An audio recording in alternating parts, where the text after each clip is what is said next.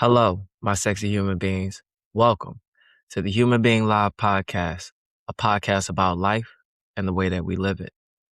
Every Monday morning at 6 a.m., I'm your host, Human Being, and today we will be discussing topic 1, take the advice that you give. Topic 2, setting up a schedule.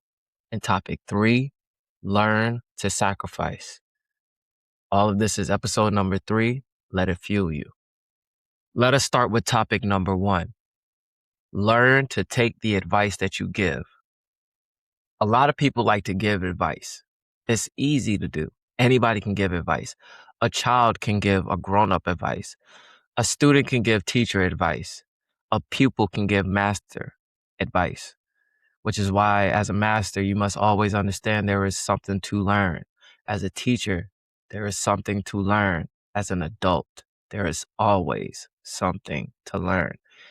As long as you are breathing, you will never stop learning. Life will constantly prove to you that what you thought you knew, you don't know as well as you thought. Now, over the weekend, I had one of my girlfriends, T-Baby. She talked to me about a couple of things that was going on in her life. She's a little up there in age, a little bit higher than me. However, she was doing certain things that I personally did not agree with. However, I did tell her that life is lived through her own eyes. I will never be able to know exactly what it is that you in your personal feel that life should be. All I can do is merely just say, hey, I don't think that these things are conducive for the lifestyle that you truly want to live. What you're doing versus what you want to do not match up. So I gave her some advice. I talked to her, tried to get her through her situation because I'm not going to go into detail with y'all, obviously. It's not really none of y'all business. But she had some things that were going on outside of me that she felt could have potentially elevated her in a way that would have put her in the position that she wanted. In a month's time, from the month that I last seen her to the today or this weekend that I've seen her, she did not seem as if she got elevated. She seemed like she took a downward spiral. The time frame in which I was with her before a month ago, she was actually doing better. She was still in a bad predicament, but she was better off than she has been in the last month. So I told her that I don't believe that what you're doing currently is going to help you get what you want. If it took you a month to get down to where you are, I don't believe that another month, another year, another however long you feel of doing whatever it is that you're doing is going to help you. Sometimes you have to sit back and you have to realize that the life that you're living has ups and downs. But if the downs look way worse than the ups can possibly be, you might want to consider putting the brakes on. I'm just saying, because anybody can sit here once again and give advice and say that what they feel somebody is doing is not productive for their lifestyle. Anyone can do that. But who's to say in another month she actually wouldn't have propelled her life into a better position? I, for one, am merely giving advice from my standpoint from the sidelines. It's as if I was watching a football game and I saw somebody who wasn't doing great in the first quarter. If you're not doing great in the first quarter, I would say pull that man out. However, what if that first quarter was nothing more than their warm up? What if in the second and the third and the fourth quarter, they tighten up? Now they got all this fuel to go because they realized they did so poorly in that first quarter that now they just have to get through the game, and getting through the game is just part of them elevating themselves, because it's not just getting through the game that is their focus. It is making sure that no one can put that first quarter in their mind and say, you did terrible. That first quarter was horrible. Why did you move left when you should have moved right? Why did you think to jump when you should have stayed on the ground? Like, why did you do all of these weird movements? That is fuel for someone to say in the second quarter, I'm going to do better. In the third quarter, I'm going to do even better. In the fourth quarter, I'm going to be a superstar. Sometimes that can happen. You can have a bad first start, which is why I say it is easy to give advice from the sidelines when you're not on the actual field. So I could potentially be wrong.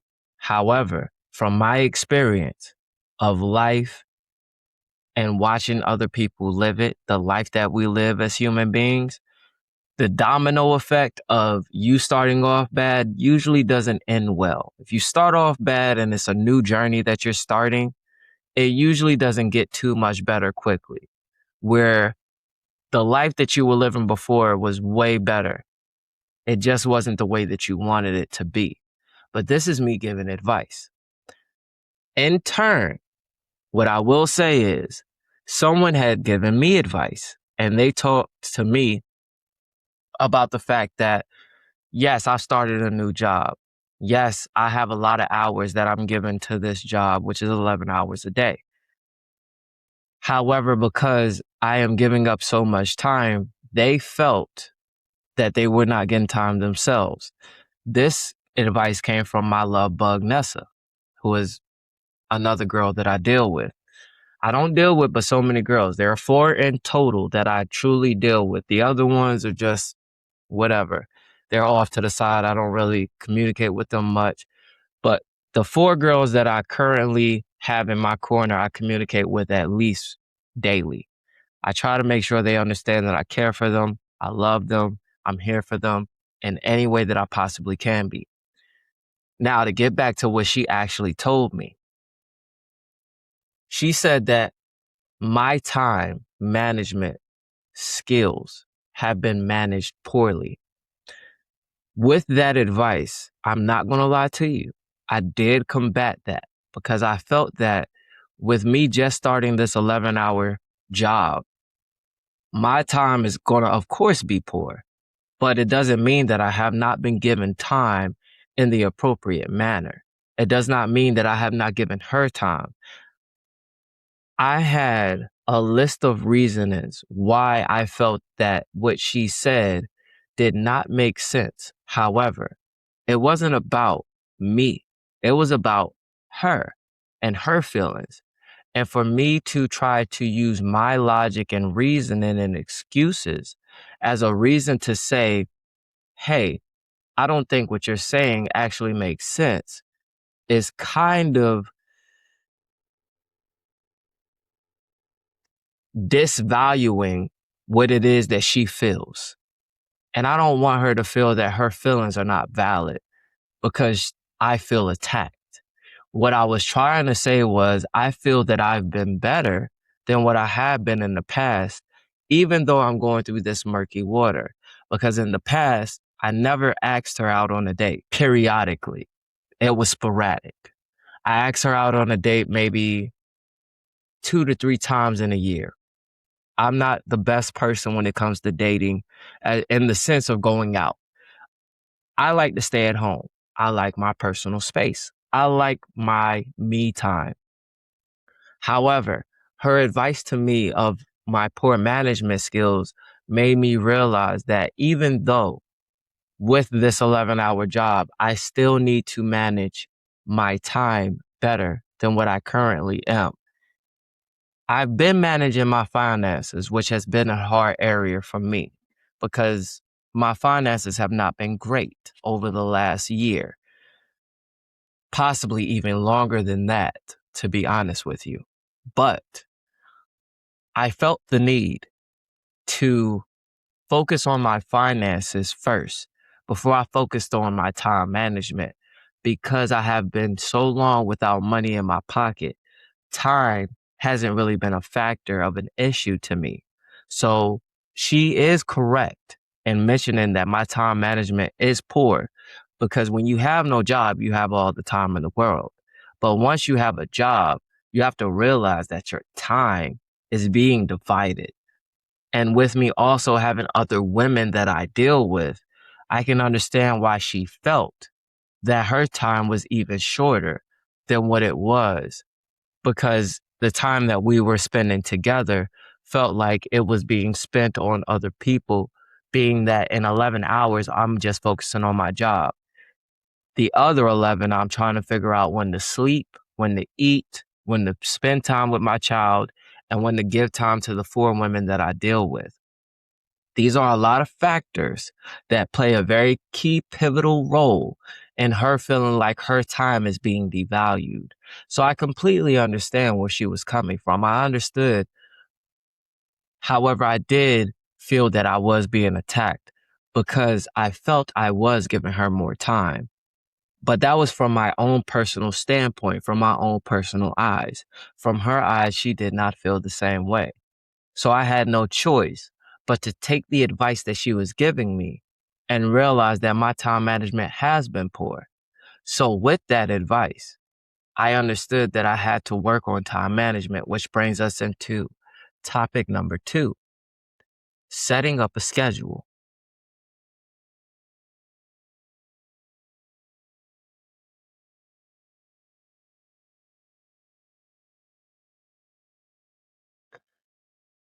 I want to show you all a quick little example of a schedule that I have set up so that I can better manage my time.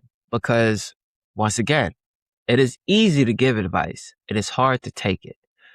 I have not gone to sleep, and that is a bad first start into saying that I'm trying to manage my time.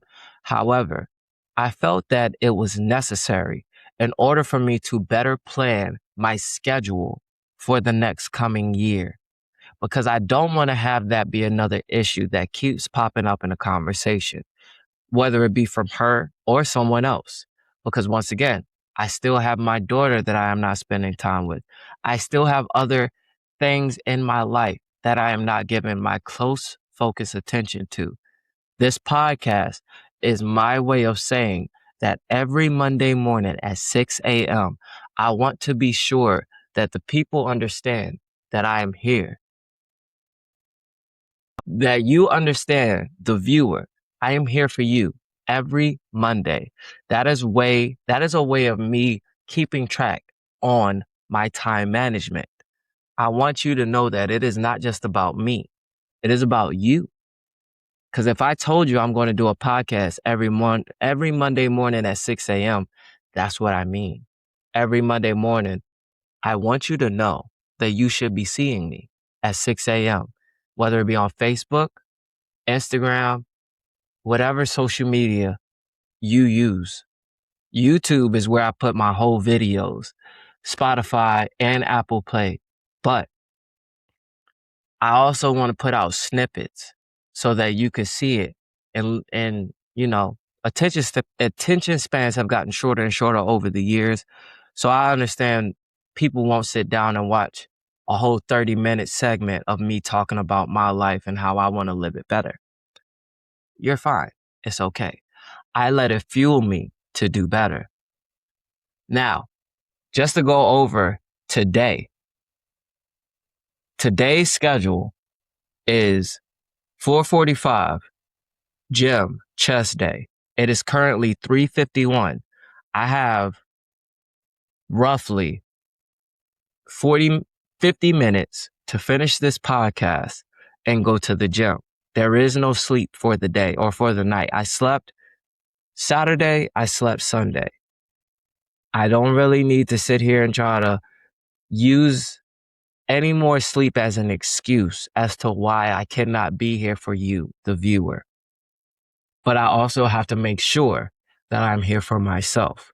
So in 1 hour, which is what my scheduling is telling me, in 54 minutes, excuse me, in 54 minutes, I will be finished with this podcast, schedule it to upload at 6 a.m. and go on to work. So I am making sure that I maximize my time in the best possible ways. Obviously, I don't have time to go to sleep. Once I'm done with the gym, I have to go to my job, West Fraser, at 5:45. Work actually starts at 6:45. However, for a job, I don't believe you should try to play it to the last minute. I want to go to the gym knowing that I have set myself a bit of space in order to go to my job so that I am not dragging and feeling like I can get in one more set. My alarm will go off, letting me know it is time to finish out whatever exercise it is that I'm currently working on, and it is time to go to work.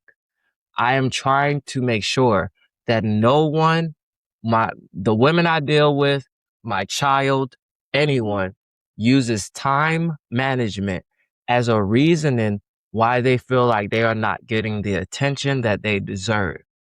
And that includes you. After that, well, make a billion has always been in my schedule since 10, 15 years ago. I told myself I need to make a billion before I die. I actually told myself I wanted to make a billion in 5 to 10 years. I feel like I've touched a million in that time, or at least came close. But that's a topic for another day. And then, as you can see, later on in that day, after I get off of work, which work goes from 5:45 to 5:45 a.m. to 5:45 p.m. So when I get off from 5:45 p.m. to 10 o'clock, that is my free time. That is time for me to sit down, this, this, whatever it is that I feel like doing, I can do. I actually am supposed to have something else in front of sleep. Either it's Spanish or I'm reading. I want to say it's Spanish, but I obviously didn't put it in my schedule. And that's something that I'm going to end up doing while I'm at the gym is perfecting my schedule because I did it right before I did this podcast. I wanted to make sure that my schedule is as finite as possible so that I can maximize each and every single day and not use, oh, I work 11 hours at a manual labor job as an excuse why I am not perfecting myself. Forget the girlfriends, forget my daughter, forget everything else in the world. I need to perfect me before I can worry about everyone and anything else.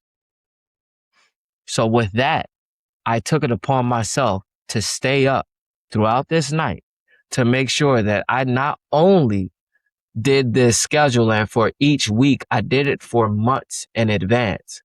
So the month of September is set up. As you can see, you have work, which consists of 5:45 p.m. and I switch shifts. So this week is night shift.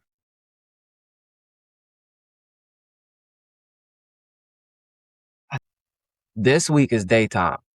This week at my job is daytime. This week is 5:45 a.m. to 5:45 p.m.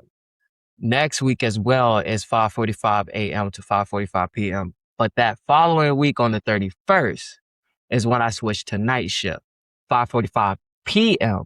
to a.m. So I have different shifts as I switch every 2 weeks, which makes my time management even harder because you can get accustomed to a day shift. You can get accustomed to a night shift.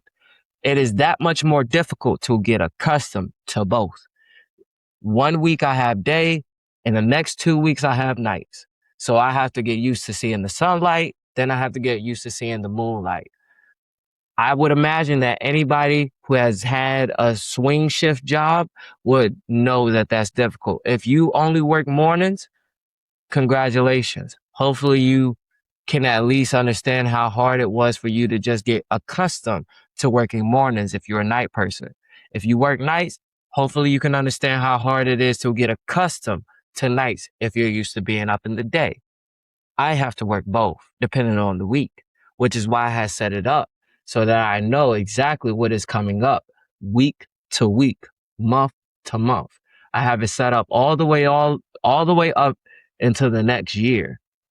Every month is set up. Not only is it set up with my work schedule, it's set up with my gym time, my yoga, as well as learning Spanish or reading. I have different things that I like to accomplish every single day. And I also made sure that I gave myself a 4-hour window every day, whether it be nighttime I work or daytime that I work, that I can focus on free time. If I want to play a game, I can do it. If I want to just take a walk, prepare my lunches, whatever it is I feel like doing within those 4 hours, it is not sleeping. It is doing something conducive for my life, for the way that I want to live, to see a better tomorrow.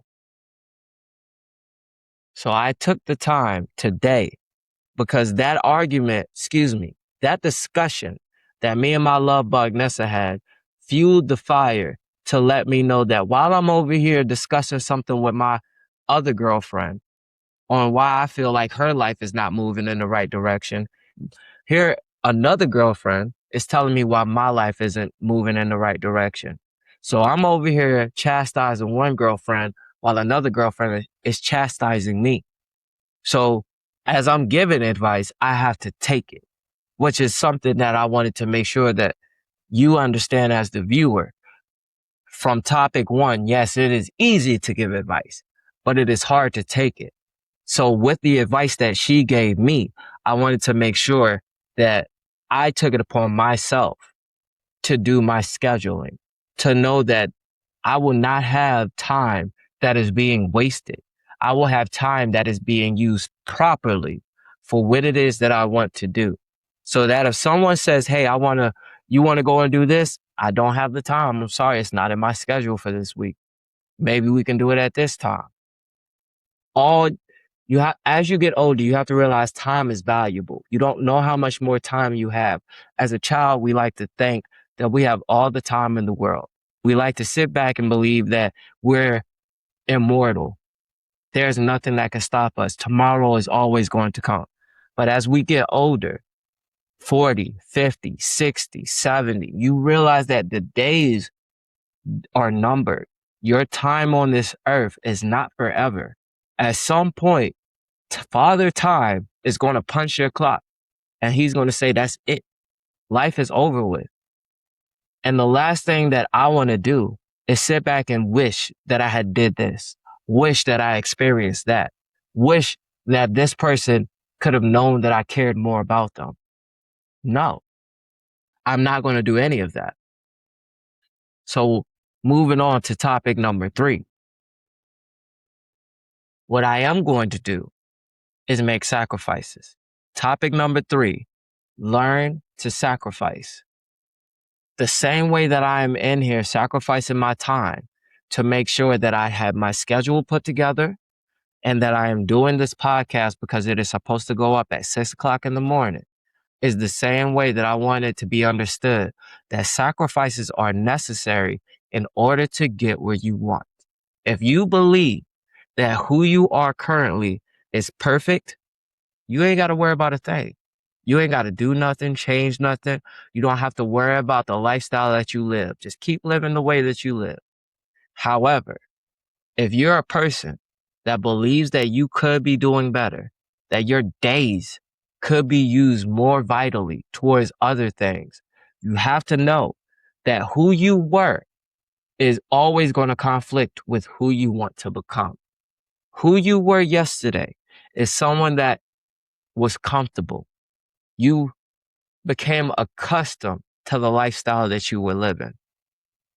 I'll give you a great example.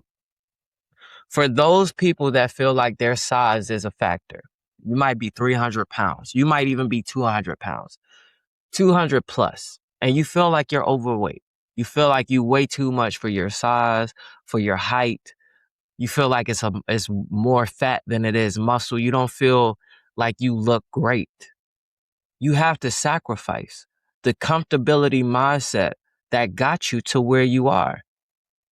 You didn't wake up one day and you just became 300 pounds. It was a domino effect. Eating habits, exercising, or lack thereof. Becoming accustomed to the fact that you believe that you weren't doing bad in the past. To wake up one day and say, oh my God, I'm 300 pounds. It is something that comes over time. Nothing happens in the blink of an eye. As much as we like to believe it, everything is a domino effect. Everything comes from a small start to a big finish. That's just life. That's how life goes. You don't you don't come out of your mother's womb 300 pounds. It's a gradual effect that you slowly become accustomed to. Maybe you like to eat snacks all day. Maybe you just don't like working out. The the the the reasoning, the excuses are limitless. But at some point you have to look at your lifestyle and you have to stop. And you have to say, wait a minute, I'm 300 pounds. Maybe I should cut out the soda. Yeah, it might be a little hard to cut you out of Little Debbie. You might have to go through those sacrifices to understand that if you want to live better, maybe you might not want to eat her every day. Maybe you might want to eat her out once a week. Maybe you might want to eat Little Debbie once a month. Whatever it is that you feel like you need to do to change up your lifestyle, to become better in your habits is what you feel or which is necessary. Little Debbie is not a necessity. Working out, it's not a necessity, but it would help you minimize that 300 pounds that you have gained over time. It would speed up the process of you getting down to a weight that you feel is better for the lifestyle that you want to live. You don't have to make these choices, but it would benefit you greatly. Sacrifice, though it is a hard word to hear, sacrifice. It's like cutting pieces off of yourself, and truthfully it is. But in cutting off pieces of yourself, you gain much more. By cutting off my poor time management, I gain the ability to spend more time with those that I truly care about and them to understand the value.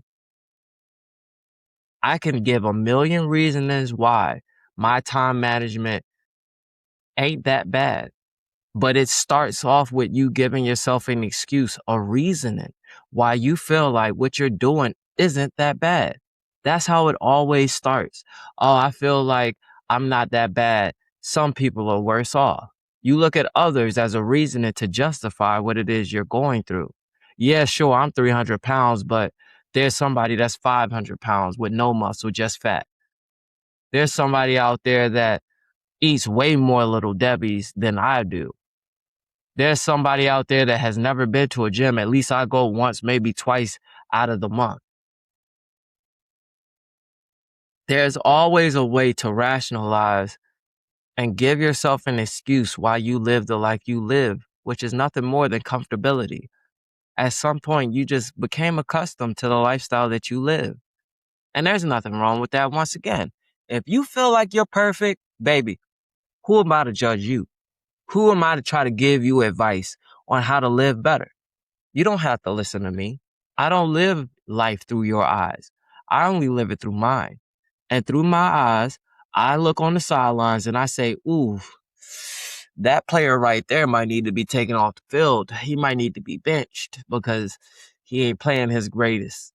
But who's to say in the second quarter, the third quarter, the fourth quarter, you don't turn up? But you have to sacrifice your mentality of comfortability because there's always somebody, the same way there's always somebody worse, there's always somebody better. That is something that you must always put in your mind. Kobe went to the gym early before anybody else to prove to people he was Kobe for a reason. He stood on his name of greatness for a reason. Not because he felt like he was garbage, not because he felt like his position was being threatened, just simply because one, his love of the game, and two, he always wanted to be the best. He wanted to make sure that nobody could come up to him and say, you ain't doing your top notch. His time management was great to be able to go to the gym earlier than everyone else every single day that he knew that he had to be practicing. He was there early. Even when you think you're great, you can always be better. Already in the NBA, you could still be MVP. You can always be a better you. The moment that you look at yourself and say that you're at your tip top, baby, ain't nothing nobody could tell you. Ain't no advice that can penetrate your wall of perfection. You're going to constantly tell people and give people a reason why they can't touch you. So who can give you advice? Who could tell you what's what when you've already reached a level that most will never? Unless you're willing to make the sacrifice to tell yourself that you have to be up earlier, you have to lose sleep, you have to cut out little Debbie, you have to push yourself a little bit harder. Unless you're able to take that advice and make those sacrifices in order to be a better you, baby, you running on fumes at some point. I almost guarantee it. At some point, whatever it is that got you to where you are is going to run out of gas. You should let advice, you should let criticism, you should let what other people have to say fuel you into a better lifestyle, into a better you, whether they're right or wrong. Because some people like to talk out the side of their neck. It is what it is. A lot of people just like to judge just because they're small within themselves. But it doesn't mean that they don't garner a bit of truth. It doesn't mean that they don't come from a place of sincere,